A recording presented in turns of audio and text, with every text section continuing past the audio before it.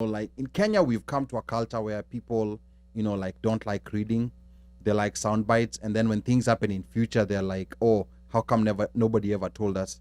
Now, this ruling, and this right here that we are reviewing is the media summary. Yes. I don't know whether the courts have released the long ruling. Those long rulings are hundreds and coming hundreds out of on pages.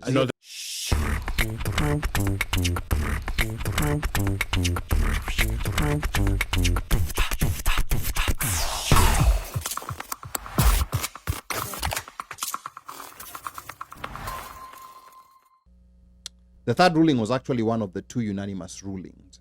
And the verdict said that the amendment bill, which allocated an additional 70 constituencies, was a late addition and was not subjected to public participation, which thereby deems it unconstitutional.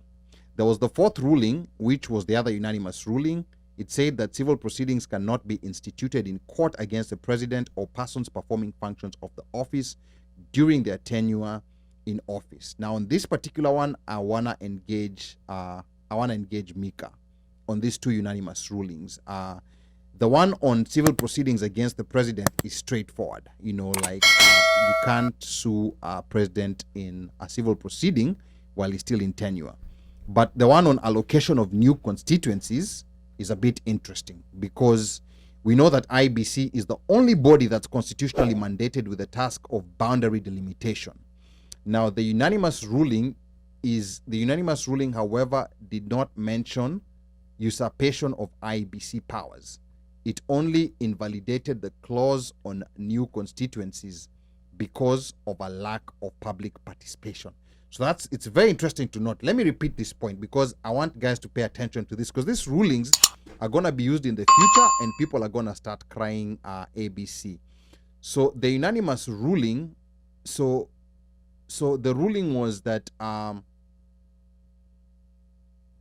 the one that was against the one on allocation of new constituencies was of course we know that IBC is the only body that's constitutionally mandated with the task of boundary delimitation, but the unanimous ruling did not mention usurpation of IBC powers. It only invalidated the clause on new constituencies because of a lack of public participation, because these 70 constituencies was added.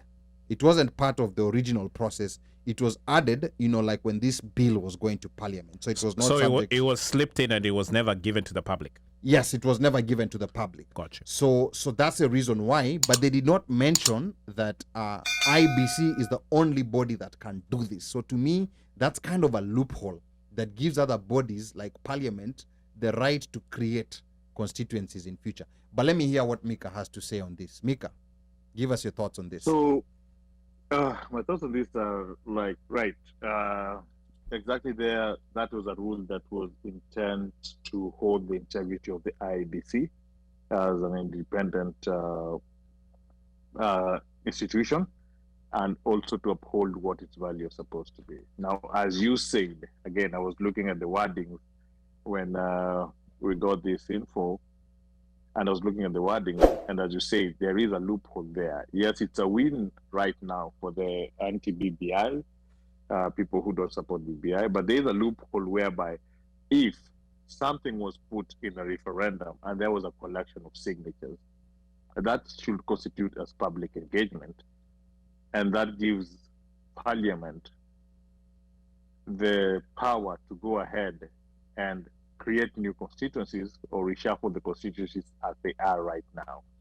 What I'm trying to think here, can this be in turn used in a form of gerrymandering in a Kenyan sense of wherely?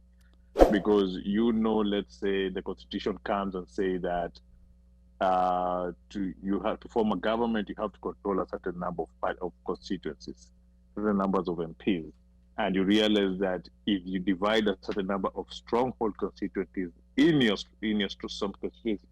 stronghold, they can give a winning party that number to get there. I just feel like this is something that now that people know and it's exposed, is something that political parties might take advantage of. If let's say the president of the ruling party feel like they're losing grip on parliament, they can use it to their advantage or the opposition feel like they want to take control of parliament, again, they can use it to their opposition.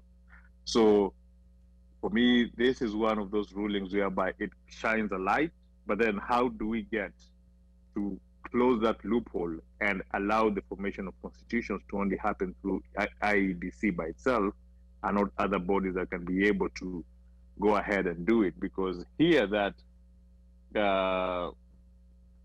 statement on how that what am I trying to remember here? It has to be a popular initiative in the form of a general suggestion, right? Like it's something that people need to either go to. They either go to. Okay, sorry. Yeah, this is where I got it. So it says that.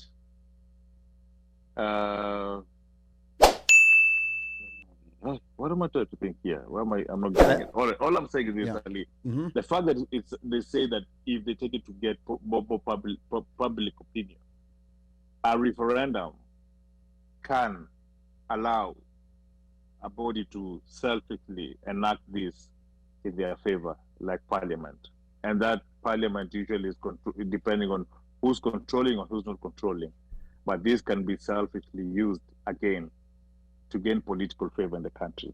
That's what I think. Now, like piggybacking on what Mika said, like here we're trying to read in between the lines.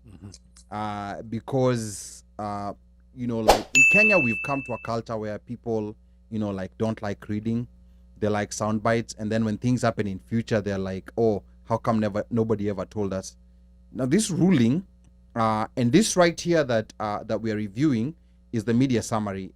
Yes. I don't know whether the courts have released the long ruling. Those long rulings are hundreds and hundreds of pages. No, they haven't released it. Yeah. So I'd like to see, especially on this part, I'd like to see, because on the 70 constituencies, to me, my thinking was, like the court is gonna say, oh, it's only IEBC that is mandated by the constitution to create the new constituencies.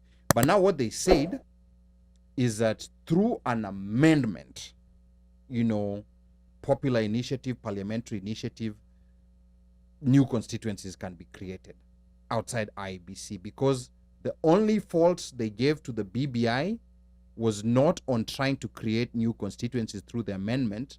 The only fault was that there was no public participation. So I think that's an element that people need to pay attention to, that I haven't had this being talked about a lot, like in mainstream media. And that's why you have to come here to the OneMic Show, because we don't talk mainstream stuff all the time. So that's something that I think people need to pay attention to. And let me also add, I think, when the arguments were being made, because guys were talking about, and guys when they had the hearing and people were trying, the appellant and the guys who the guys who were for and against, they're using, like the doctrine and whatnot. Of course, we're fascinated by the wording and I guess they have such a short time to present their what their defense is, or what to support the supporting arguments. But also even when the ruling is coming out, and trying to sort of make it maybe palatable, because there's a lot of jargon in there, it also, it's one of those things that I think, we should actually take time to sit down and listen, because you're seeing the workings of the Constitution. You're seeing how the 2010 Constitution, how it's working, how it's supposed to work. Yeah, it's coming to life. It is alive in front of your eyes. When you have the justices over there and the lawyers are coming in and they are quoting, Section 257, this, that, the other, and whatever. You're seeing how, it's like opening up the engine, and then you're seeing, the rotary, the whatever, the valve stems, the pistons, whatever, how they work. And the logic sometimes implied, like now, for example, in as much as you're saying that there's a loophole, chances are they left that open such that when it is brought back, it's going to be brought back. and maybe Tommy can comment, being that he has done law. You find that if and when it is brought back or they come back to it, they probably will have already an established, what do they call it, precedent. Okay, we have an established precedent, but now we are going to interpret what we think this means, right? So like now that one of saying that the constituencies, IEBC is supposed to be the body that is mandated to do that with the existing constitution. With existing constitution. Yeah. Hiyo ni job yake. But I think based on whatever was presented to the judges to argue, they stayed within that periphery, within that window. Yes. Right? But if somebody brings the idea that, okay, maybe, based on your assumption, because it's a very good assumption, by the way, the judge will be like, no. The Constitution says even the IEBC, the law, they are whatever governs them, states, they are the ones responsible for this. Has that change been made to make them different? No.